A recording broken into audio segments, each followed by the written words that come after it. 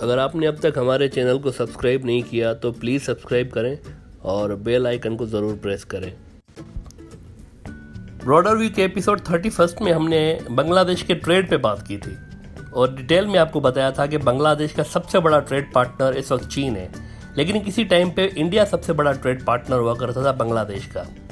अलबत्ता इन दोनों मुल्कों की जो ट्रेड की बात की जाए तो उसकी नौयत यह है कि बांग्लादेश इन मुल्कों से ज़्यादातर चीज़ें खरीद रहा होता है, यानी इंपोर्ट कर रहा होता है इन दोनों मुल्कों से। ये दोनों मुल्क चीज़ें सेल कर रहे होते हैं बांग्लादेश को और इनकी चीज़ें बांग्लादेश की मार्केट्स में बिकती हैं, लेकिन बांग्लादेश इन मुल्कों को अपनी जो चीज़ें हैं वो कम सेल कर रहा होता है, यानी इन मुल्कों में जो बांग्लादेश की एक्सपोर्ट है वो कम हो रही होती है।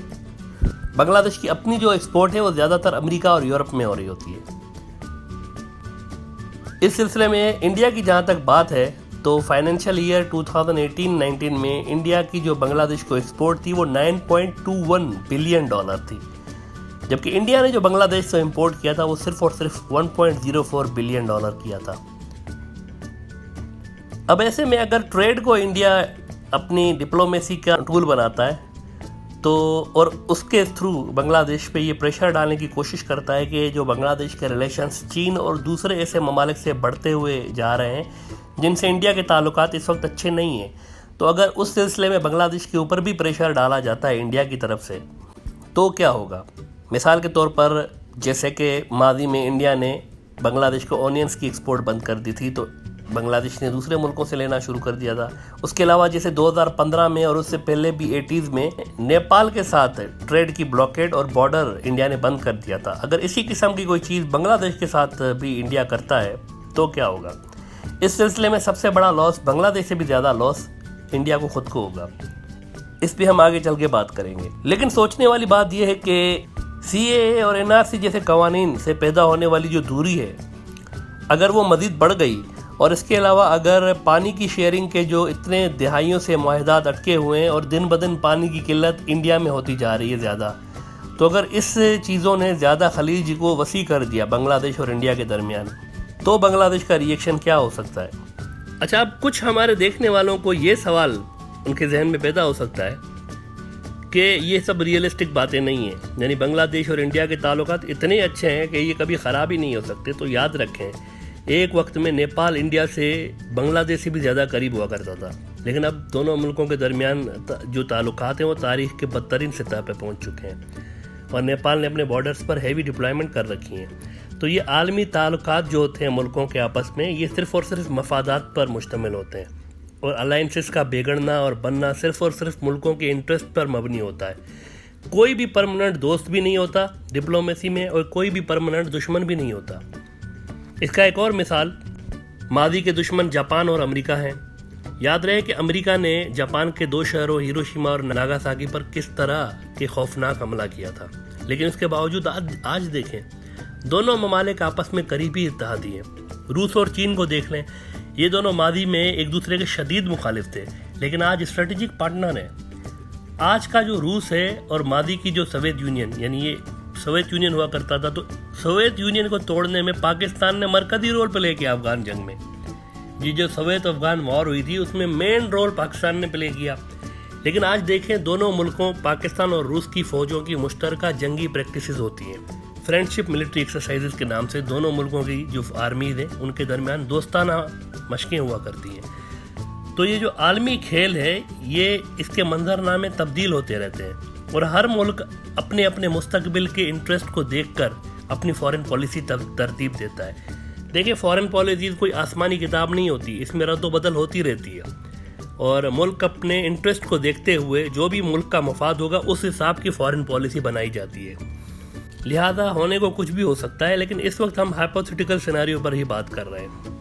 बांग्लादेश बज़ाहिर नक्शे में इंडिया से बहुत छोटा मुल्क है, लेकिन इसकी लोकेशन इंडिया के लिए बहुत अहम है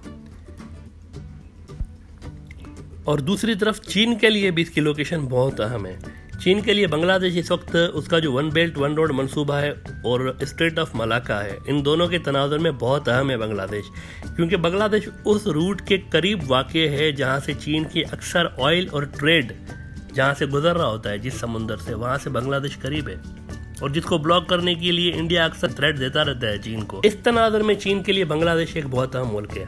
अपने इन इंटरेस्ट की प्रोटेक्शन के लिए। अब इस पे बात करते हैं कि अगर इंडिया के साथ ताल्लुकात ख़राब होते हैं बांग्लादेश के, तो बांग्लादेश के पास क्या क्या ऑप्शंस हैं। सबसे बड़ा बेनिफिट बांग्लादेश के पास उसकी लोकेशन है। बांग्लादेश के सामने से सिलीगुड़ी कॉरिडोर गुजरता है, जो कि इंडिया की इन 7 रियासतों को इंडिया से के जो मेन लैंड है उनसे जोड़ने के लिए ये कॉरिडोर नहायत अहम है, और ये वाहिद रास्ता है वहाँ पे जाने के लिए। बांग्लादेश के बॉर्डर से एक जगह ऐसी है जहाँ से ये कॉरिडोर 20 किलोमीटर से भी कम है विड्थ में। 1962 में जब चीन और इंडिया की जंग हुई थी, जिसमें चीन ने इंडिया का एक बड़ा इलाका अपने कब्जे में ले लिया था, जो कि यूनाइटेड नेशंस की करारदाद के तहत मुतनाज़ इलाका था। ऐसे में इंडिया के जो वज़ीर आज़म थे वो अमेरिकी सदर JF कैनेडी से उन्होंने दरख्वास्त की कि चीन से बचाने के लिए वो भी इंडिया के साथ मिलकर चीन के साथ जंग करें। और उस खत में उन्होंने ये भी लिखा था कि अगर जल्द कुछ नहीं किया गया तो नॉर्थ ईस्ट की रियासतें चीन के कंट्रोल में चली जाएंगी। हमने इस खत का पिछले एपिसोड में भी जिक्र किया था, और इसकी डिटेल्स अमेरिकी CIA के साबिका ऑफिशियल ब्रूस राइडल की किताब JFK's फॉरगॉटन क्राइसिस में पढ़ा जा सकता है। इसकी डिटेल पढ़ी जा सकती है। अब अगर बिलफर्ज चीन अरुणाचल प्रदेश और सिलीगुड़ी कॉरिडोर पर आके बैठ जाता है, तो नॉर्थ ईस्ट की जो 7 रियासतें हैं वो तो गई इंडिया से। ऐसे में इंडिया के पास अपनी नॉर्थ ईस्ट तक रसाई के लिए सिर्फ और सिर्फ एक ही रास्ता बचता है, और वो बांग्लादेश के थ्रू है, जिस पे इंडिया इस वक्त जोरों शोर से काम भी कर रहा है। यानी बांग्लादेश इस सिचुएशन में इंडिया के लिए इन 7 रियासतों तक रसाई के लिए एक इंश्योरेंस पॉलिसी की तरह है, उसके लिए एक फेस सेविंग है। ऐसे में ये बांग्लादेश इस खित्ते में एक तरह से किंग मेकर बन जाता है। यानी अगर वो चीन का साथ दे दे उस वक्त, तो इंडिया मुकम्मल तौर पर नॉर्थ ईस्ट से हाथ धो बैठता है। और अगर इंडिया की साइड लेता है बांग्लादेश, तो एक उम्मीद बहरहाल इंडिया के लिए बाकी रहती है इन स्टेट्स से राब्ता बरकरार रखने के लिए, जब तक उसका मामला चीन के साथ सेटल नहीं हो जाता। तो ये जो बांग्लादेश ने अपने मुल्क से इंडिया के नॉर्थ ईस्ट को कनेक्ट करने की इजाज़त दी हुई है हालिया दिनों में, ये ऐसे ही नहीं दी हुई। बांग्लादेश वाकई जानता है कि इस इलाके में उसकी क्या अहमियत है। लोकेशन के हवाले से देखें, बर्मा और दीगर जो नॉर्थ ईस्ट के इलाके हैं वो साइड पे हैं, उनके पास बांग्लादेश जैसी जियोग्राफिकल अहमियत नहीं है। कुछ बांग्लादेश के एनालिस्ट ये भी आर्ग्यू कर रहे हैं कि इंडिया के नॉर्थ ईस्ट को बांग्लादेश के रास्ते से कनेक्ट करने के लिए बांग्लादेश को कोई बड़ा बेनिफिट लेना चाहिए था इंडिया से।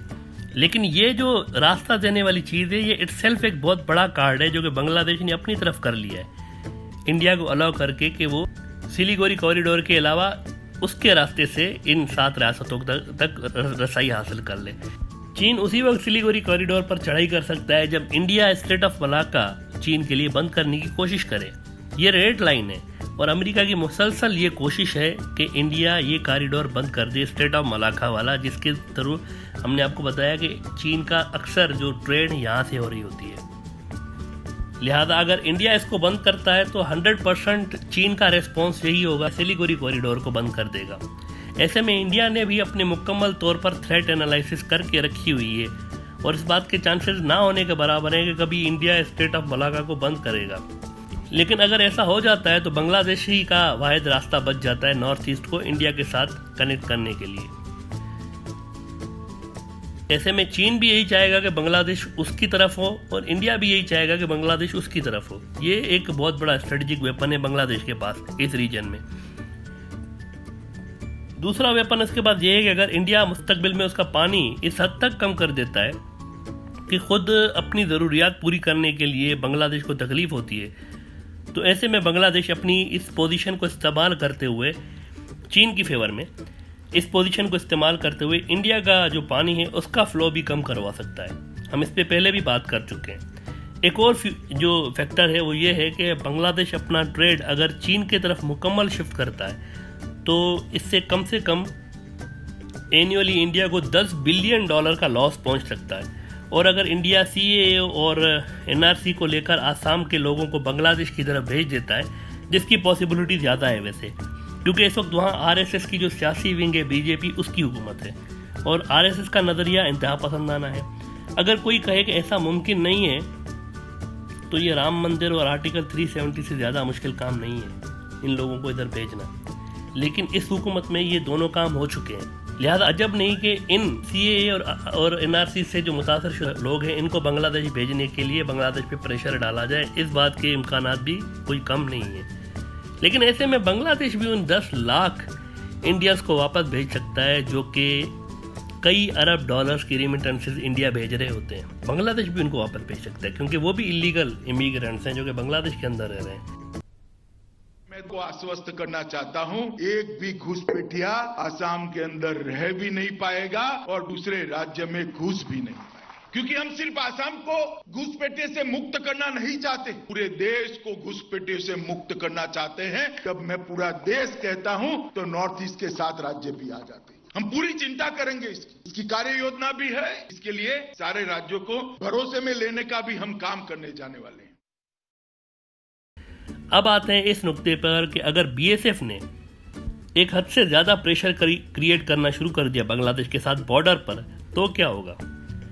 तब बांग्लादेश चीन और पाकिस्तान के साथ कॉम्प्रिहेंसिव सिक्योरिटी पैक्ट बना सकता है अपने दिफा के लिए।